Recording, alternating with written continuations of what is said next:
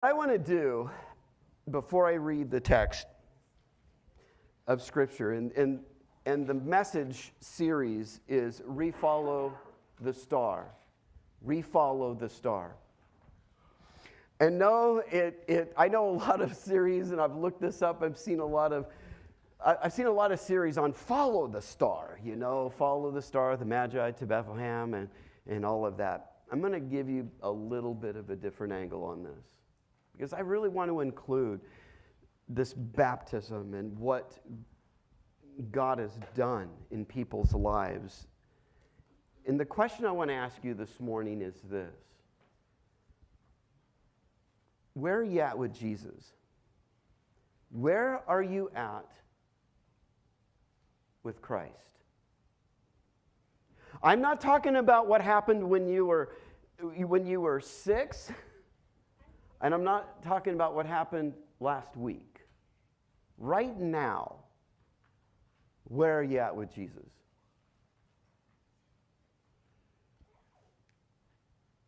Whether you have had some struggles, whether you've been frustrated, whether you wherever you have been, where are you at now, right this moment? Because I'm going to ask you, by the end of this message, to refollow Jesus anew. Refollow him. And we're going to read this text, and I want to show something in this that I want to kind of explore a little bit. In Matthew chapter 2, verses 1 through 12, it's the beautiful narrative of the wise men, the Magi coming to see Jesus. After Jesus was born in Bethlehem in Judea, during the time of King Herod, Magi from the east came to Jerusalem and asked, "Where is the one who has been born King of the Jews? We saw his star in the east and have come to worship him." When King Herod heard this, he was disturbed, and all of Jerusalem with him. When he had called together all of the people's chief priests and teachers of the law, he asked them where the Christ was to be born. "In Bethlehem in Judea," they replied, "for this is what the prophet has spoken," or has written. "But you, O Bethlehem, in the land of Judea, are by no means least among the rulers of Judea, for out of you will come a ruler who will be the shepherd," or the pastor, "of my people Israel." Then Herod called the Magi secretly and found out from them the exact time the star had appeared. He sent them to Bethlehem and said, "Go and make a careful search for the child. As soon as you find him, report to me, so that I will go and worship him." After they had heard the king, they went on their way. And the star they had seen in the east went ahead of them until it stopped over the place where the child was. When they saw the star, they were overjoyed. On coming to the house, they saw the child with his mother Mary. They bowed down and worshiped him. Then they opened their treasures in the presence and presented him with gifts of gold and of incense and of myrrh. And they, having been warned in a dream not to go back to Herod, they returned to their country by another route. I'm sorry, I'm just fascinated with this because I love science. And scholars have been debating for years, like, what did the wise men see? Did they see a star? Was it a comet? Could it have been a comet? And they look back through the skies and they trace back and they say, well, Halley's Comet was close, but not quite sure how that adds up. And some have said, well, there's reportings of a supernova around that time. And I think the supernova thing is, and the Bible doesn't say, but I think it's fascinating. So can we at least look at this for a minute? This is from the Hubble telescope. This is a picture of a supernova that has already gone off and the after effects of it. And you look at that and you go, wow. Now let's look at the next picture. This would be a picture of what the wise men could have seen if it was a supernova at night. That star off on the corner there. That it would have been so bright. It would have been distinctive in the sky. And you wonder, if this is true, if it's possible that there was a supernova that basically got the attention of the wise men, that just blows my mind, because God could have, in this sense, from the beginning of creation, woven into the fabric of our entire universe, the birth of Jesus and the sign of his coming. Because if it's a supernova and light travels at so many miles per second, and that would have happened a long time before that we would have seen it. Isn't that, it's like, I love God. If it's like that, it's just beautiful.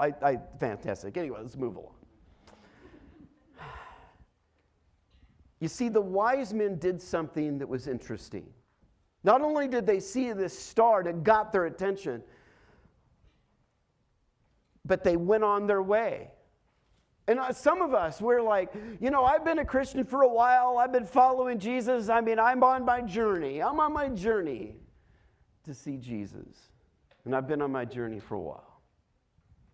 What's interesting about the wise men, it says that they stopped at Jerusalem. Now, a lot of the scholars, it's interesting, a lot of the scholars see this as something happened with the wise men and the star, that there was a dislocation. There was a time where the star had gone out of sight. Because the star in the east, and I don't need to get into the whole lot, but it's interesting. If you've ever time-lapsed the night sky and how the stars come up and how they set, it's interesting. It depends where you're at on the planet and what it looks like and all of that. But they talk about how the star would have come up in the east, and it could have, this supernova, if it is, could set right over Bethlehem. Because if you've been there and you've seen Bethlehem, it's kind of a mountain. It's south of Jerusalem by about 45 minutes. And you can look off, and there is Bethlehem off in the distance. It would be just fascinating if that was the case. But what's interesting is, let me just quote to you here Barnes' commentary. It is not unlikely that they lost sight of the star after they had commenced their journey from the east. Now, I don't know about you, but have you ever seen the stars on a cloudy night? Pretty hard. Clouds do, the sky does get cloudy, even in Jerusalem, even in the Middle East. We don't know all what's going on, but they do end up in Jerusalem, not Bethlehem. They end up in Jerusalem, and it makes plenty of sense. If you lose track or you lose sight of what you've been called to by this star, and you lose sight of it, where do they go? They go to Jerusalem, the headquarters. They go to the main place, and they go see King Herod. Now, some of us would look at that and go, why in the world did they go see King Herod? The guy's brutal. They didn't know that. You see, to the Magi, if they were truly from the Babylonian era and area, their religious leaders and the rulers worked together. It's not like us today where we have this kind of a separation of church and state. They didn't.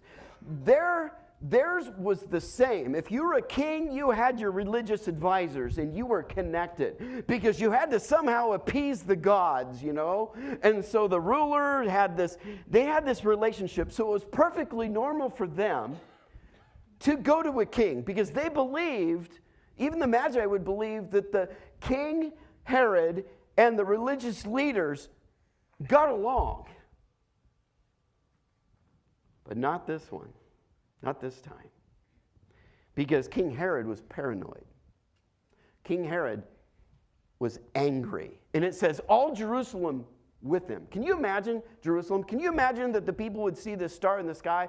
Now, the religious people of their day, they didn't have any clue. Although it does say in Numbers chapter 24, verse 17, I see him, but not now. I behold him, but not near. A star will come out of Jacob.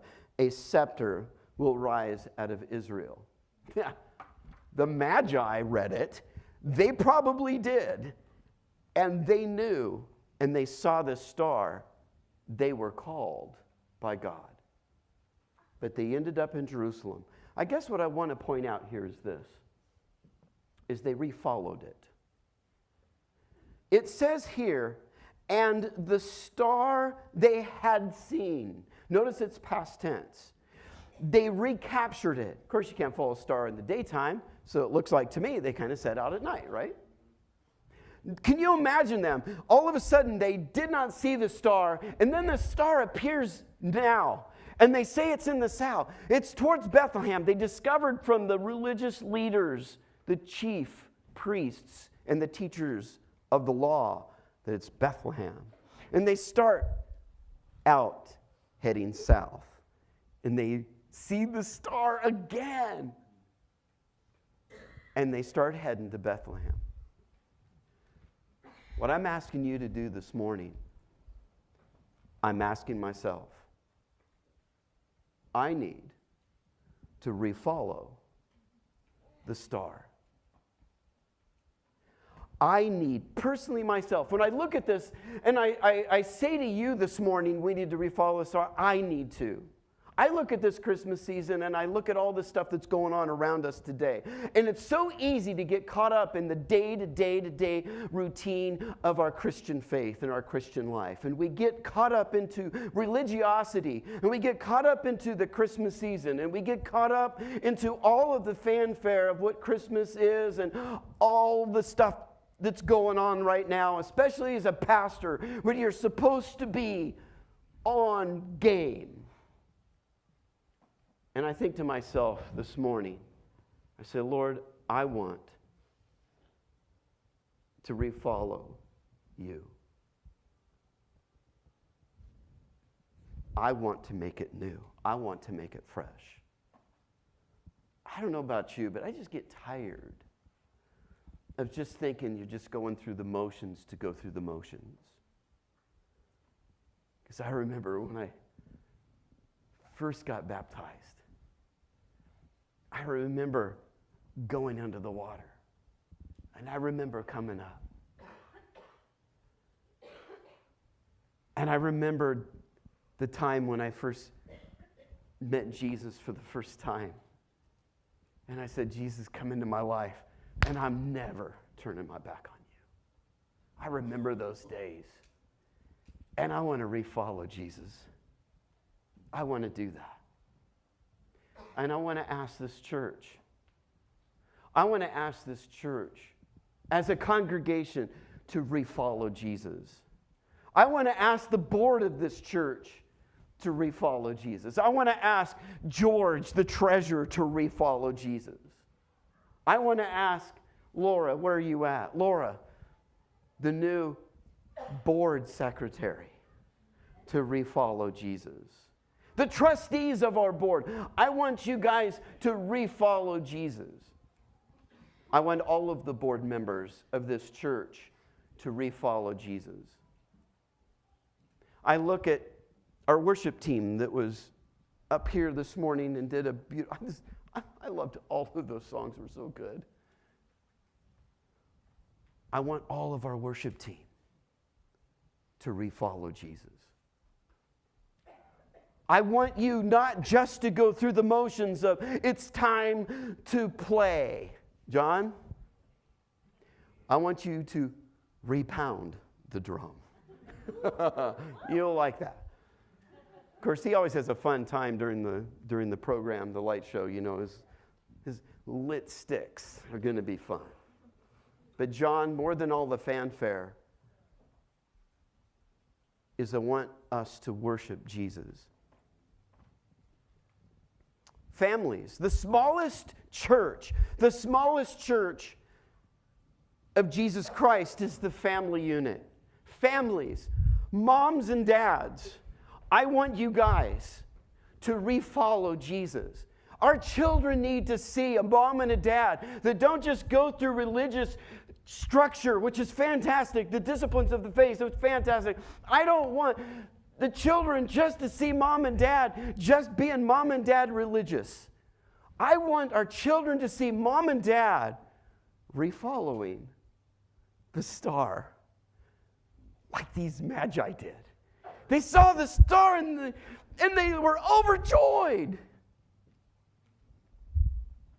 Mom and dad, husbands, you know what our wives need to see? And this includes me. They need to see their husbands refollowing Jesus. It need not be the same as last year or the year before, because today's a new day. We need wives.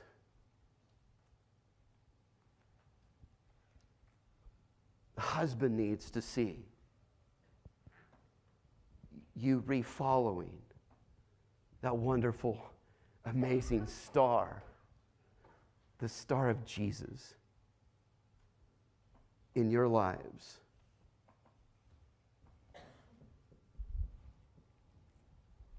I look at this story and, I haven't even got to the first point. This is my intro, okay? All right, I'm doing all right. Yeah. I want to be candid. I want to be real today. I want us this morning to know who Jesus is. I'm telling you, I am not in the business as a pastor, not in the business whatsoever of pastoring a church just because we can sit down and feel good for 1 hour because we went to church and now we get to go home. Not me. I don't think that's what church is all about. I'm tired of we don't just go to church. We need to have church. Does that make sense? We need to have it. We need to experience it. Jesus needs to be real, not religious, not religion. It needs to be a relationship, a wonderful, beautiful relationship that when you know that Jesus, brand new, it's new. It's every day new. I'll get to the first point, but I guarantee I'll only do half of it. Okay, I'll do half of the first point. Number one, don't forget why you're here. Don't forget why you're here. Why are you? The Magi got to Jerusalem. They were on their way. It's like I'm fighting like a feather up here. Anyway. What did Wesley say? Wesley said something about you preach like you're fighting bees. Anyway. You're probably sitting there going, where'd that come from? I don't know. The Magi did not forget why they went to Jerusalem. They didn't show up. And by the way, they traveled in a group. It wasn't just 3. It could have been quite a few. They show up to Jerusalem. They didn't get there and go, where's the restroom? They didn't get there and go, hey, food? They didn't get there and go, where's the party? They didn't spend a week there on their leisure vacation and forget why they came. You know what it says here? Verse 2, where is the one who has been born King of the Jews? We saw a star in the east, and we've come to worship him. They didn't forget that. They knew exactly what they were for, what they were there for, and when they got there, they got down to business. Why were they there? They were there because they wanted to know where Jesus was born, and they wanted to worship him. I love that. Do we forget why we're here?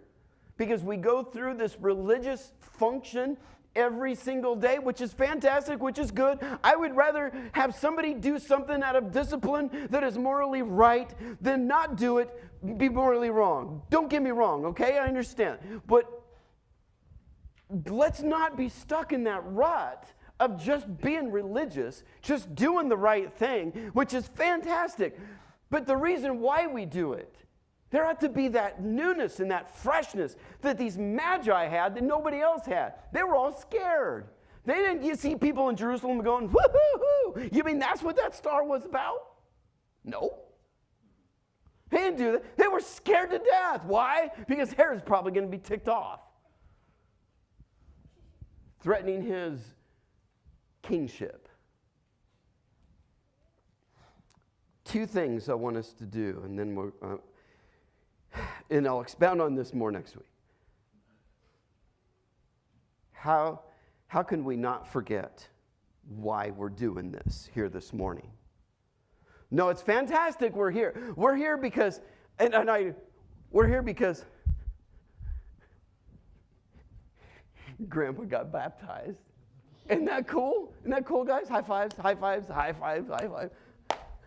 Yeah. That was cool, right? But what are we here for? Jesus, right? Yeah. That's all cool. This stuff's good, but we're here for Jesus. A phrase that is a beautiful phrase deals with our purpose. My purpose is this in my own personal life, and I pray that it's yours, to know him and to make him known. To know him and to make him known. That's why we exist. That's why we are here. To know him, to know Christ. That's why we're here this morning. Not because we want to impress somebody by the way we look. Not because we want to come because, oh man, fantastic. This worship is going to rock our socks off. This is going to be fantastic. No, we're not here because, you fill in the blank. We're not here for that. You know what we're here for? We're here for Jesus. We're here because there is emptiness in this world, and you will never find it in a bottle. You will never find it in a doobie. You will never find it in a friend. You will never find it anywhere else but in Jesus. Are you still there? Did the pastor really say that? Yes. You'll never find it in anything this world has to offer. There's only one place. There's only one place that will satisfy this right here. And that's Jesus. That's it. I know. I tried a lot of the other stuff. It didn't work. And some of you are saying, well, but I haven't tried that yet. Then you'll find out. You're still in the same boat. It's Jesus. It's what makes the difference. You can take the long way or you can take the short way. It's up to you. Okay, I'm done. Every head bowed and every eye closed. I guess I've asked all of us a question. Something I want us to do is, will you follow the star, the morning star, Jesus, the one from Judah? Will you follow him anew? ReFollow him. And if that's your statement this morning, all I want you to do with pride, I just want you to lift up your hand and say, I'm in. Amen. Bless you. Thank you. Dear Lord, thank you this morning for your word. Thank you for these baptisms, Lord. Thank you for Terry and his openness and willingness to be used by God in his own personal heart and life and to others. Lord, thank you for Nick. Lord, I love the kingdom of heaven is theirs. Bless those who are young. Lord, I pray for Nick. Lord, I just pray that you will work in his life and that you will bless him every moment. You protect him, guard him. Lord, I pray we as a church will be shade for him at every point in his life. Thank you for mom and dad who love the Lord.